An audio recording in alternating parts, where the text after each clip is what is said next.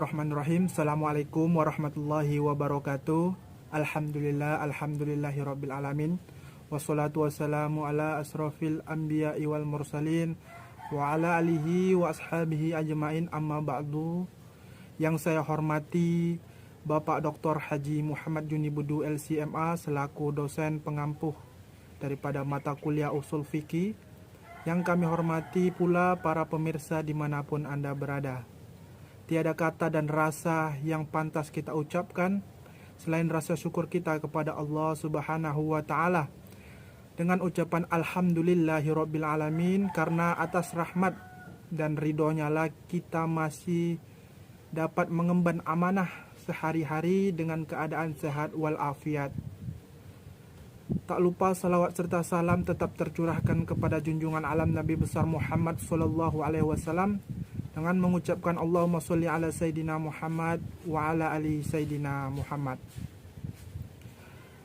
Baik pemirsa, di video kali ini saya membuat untuk memenuhi tugas UAS daripada mata kuliah usul fikih dengan tema peran hadis terhadap Al-Quran.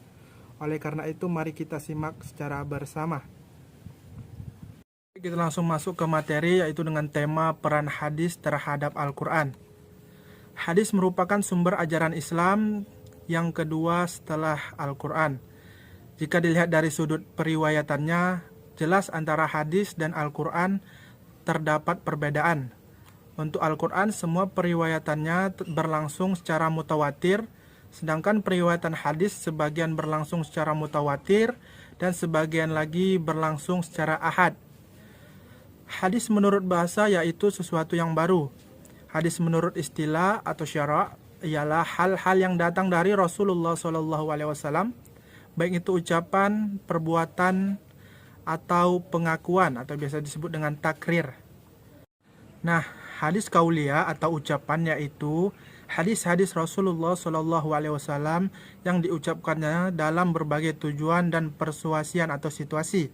Sementara hadis fi'liyah atau yaitu perbuatan-perbuatan Nabi Muhammad SAW seperti pekerjaan melakukan sholat 5 waktu dengan tata cara dan rukun-rukunnya, pekerjaan menunaikan ibadah haji dan yang lain sebagainya, perbuatan yang diajarkan oleh Rasulullah.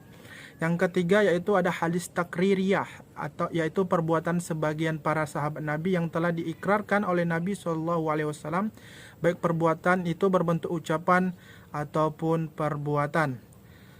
Nah, dalam kedudukannya sebagai penjelas, hadis kadang-kadang memperluas hukum dalam Al-Quran atau menetapkan sendiri hukum itu di luar apa yang ditentukan Allah dalam Al-Quran.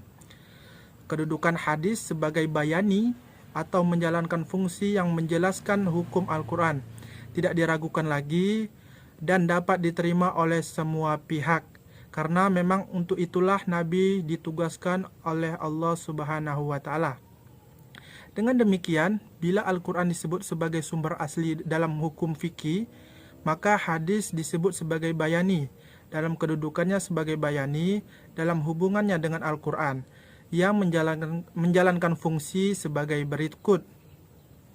Nah, adapun fungsi daripada hadis tadi yang pertama yaitu menguatkan dan menegaskan hukum-hukum yang tersebut dalam Al-Quran atau disebut dengan fungsi takkid dan takrir.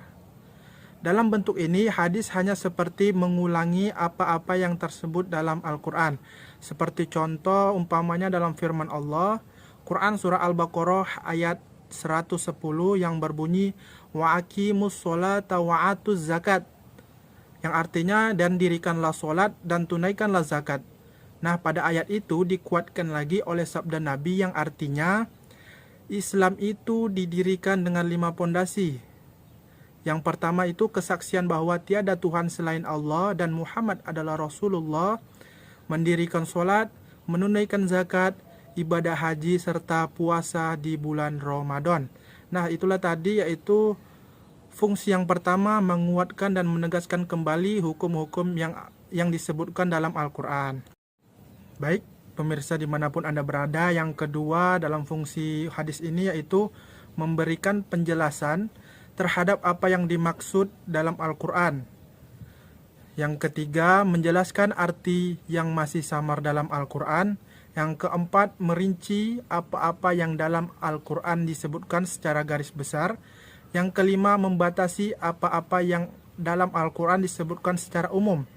Dan yang keenam, memperluas maksud dari suatu yang tersebut di dalam Al-Quran. Jadi itulah tadi keenam fungsi daripada hadis, yaitu yang sama-sama fungsi utamanya tetap menguatkan dan menegaskan hukum-hukum yang terdapat di dalam Al-Quran.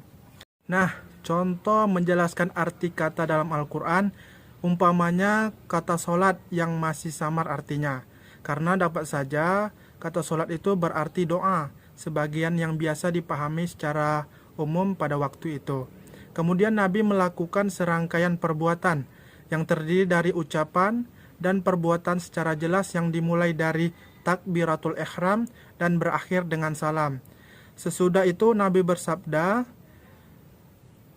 "Inilah solat itu, kerjakanlah solat sebagaimana kamu melihat apa saya mengerjakan solat." Jadi umpamanya pada umumnya orang-orang menganggap solat itu ialah doa, tetapi ditegaskan lagi oleh sabda Nabi bahwa solat itu mencakup ucapan serta tindakan-tindakan yang ada di dalamnya.